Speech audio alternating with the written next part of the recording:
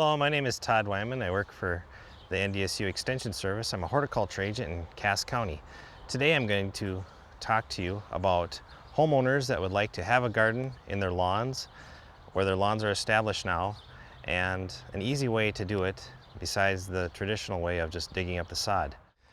Here's a method that's been done before. You want a little piece of garden on your property, and so you dig up the sod, you put the sod on the side, you plant into the soil, and this is what you have. A little bit of this here, a lot of work, very labor intensive. Shoveling by hand is not my favorite type of thing. I'm going to go into a little easier way so you won't have to use any type of shoveling to remove your sod. And then what do you do with the sod when you're done? Today I'm going to talk about certain plants I'm going to be growing in this garden area. One everyone recognizes and most people do grow is the tomato, easily purchased at your local nursery. Another nice thing about this site I've chosen, there is a chain link fence, and some people find those very objectionable or unsightly. I've chosen grapes to plant every 8 feet or so along this fence. The grapes will climb the fence and spread out and create a nice green barrier that can be utilized for beauty, but also for a few grapes that grow on there and make some jelly or eat them plain, it doesn't matter. Also, I've got some watermelon that I'm going to plant on here just to basically spread out. A little bit will grow on the fence, and these are little sugar baby watermelons, just a small watermelon that tends to do well here. I've also like to point out growing some beautiful vegetables. Swiss chard, if you look, has a nice red, burgundy, green, little purplish, yellow look to it. There are also some just straight colored ones, but this one I've chosen is called Bright Lights, and I've chosen it for its aesthetic beauty and also because I like it as a vegetable to eat. Another plant, this one, is a newer one that many of you may not be familiar with. A purple plant, just an ornamental pepper is what it is. And I'm growing it for the purple foliage, and it will get some little peppers on it too. I'm basically growing this for its beauty though. First, I'd like to point out that there's several different types of material or media that you could use for this. These seem to work very well for me. What I've got is some peat moss, and I've got some vegetable bedding mix with soil, and I've also got some organic humus and manure. So I should have a great plenty of soil, organic matter in this soil, and I like to mix it about 1/3 each.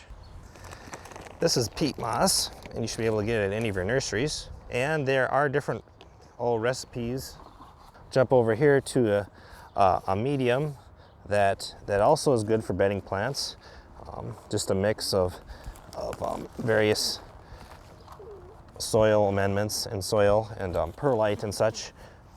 This next media, organic humus and manure, will help with the organic structure as well as the other ones did.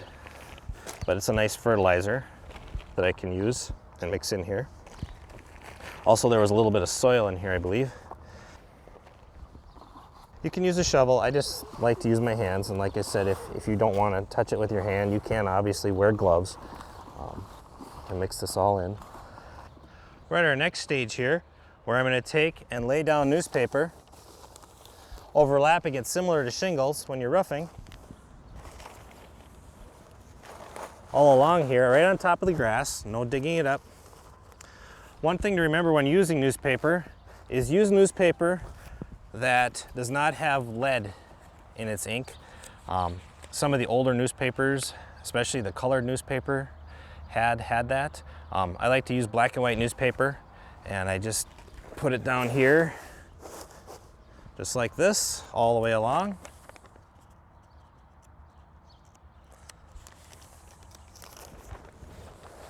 I think I'll need another couple right here.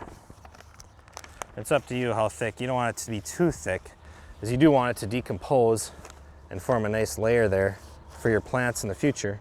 But I believe this should be a good place to start. Now I'll grab my media here, which is the next step. I like to do about maybe 3 to 4 inches thick here.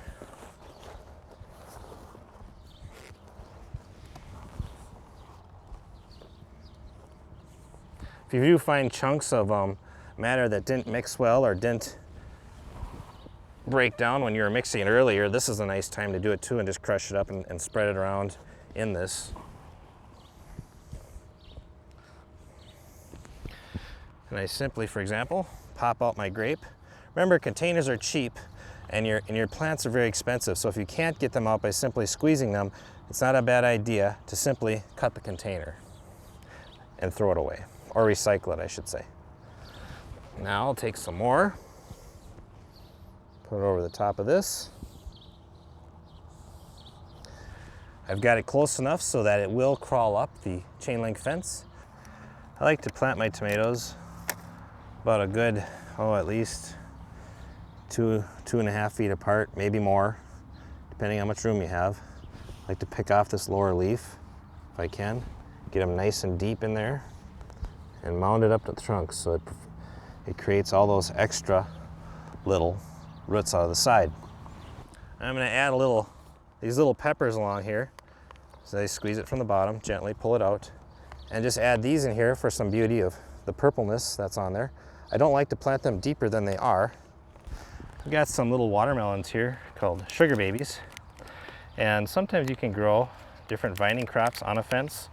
I'm going to try that here.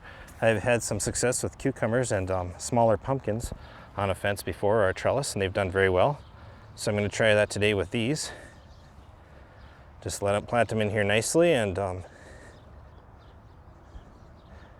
of have them crawl up the fence a little bit, maybe give them a little support later on. How far apart do you put an onion? I like to put them as far apart as I think they're going to get for size. I don't like to crowd them. You can, then you just eat the younger ones as they grow. Any ones that are dried up and not going to grow, I put on the side, and then just stick them gently into the soil like this and plant them. Blood meal is a product I like to use. It's a source of nitrogen and fertilizer for your plants. It's a blood product, and you can get it at any of your nurseries. More than likely they should carry that. Use it for rabbit control. Rabbits don't care for it, care for the smell. Probably your best rabbit control is fencing, but since our whole yard is fenced and we have a dog on all 3 sides here, I'm going to try the blood meal, and I might add a fence later. I'll sprinkle a little bit in here, not a lot, just a little. I generally try not to get fertilizer on the plant if I can help it. Fertilizer at times tends to burn your plants, so just a little dusting of it. And make sure you wash your hands whenever you're done with all this type of thing too. We've got about approximately 20 feet of garden space that we just put in a half an hour. Not too bad, wasn't really labor intensive. We got a nice variety of plants for aesthetic beauty, but also as functional and useful. So I'm very pleased with that. As far as the other method of digging out by hand with a shovel, planting in, takes about 3 times as long when I do it. And it will vary depending on how fast you are at digging up sod. And then we also have the situation of, what do we do with the sod now? Compost it, haul it away, work it in some other place where you have a patch in your lawn that's dead. In this method that we did today, we don't have that problem at all. Eventually the grass underneath will die, and the roots from these will penetrate through the newspaper, and we'll have a garden with a lot less work and maybe a third of the time that it would have taken the older method, which still isn't even done.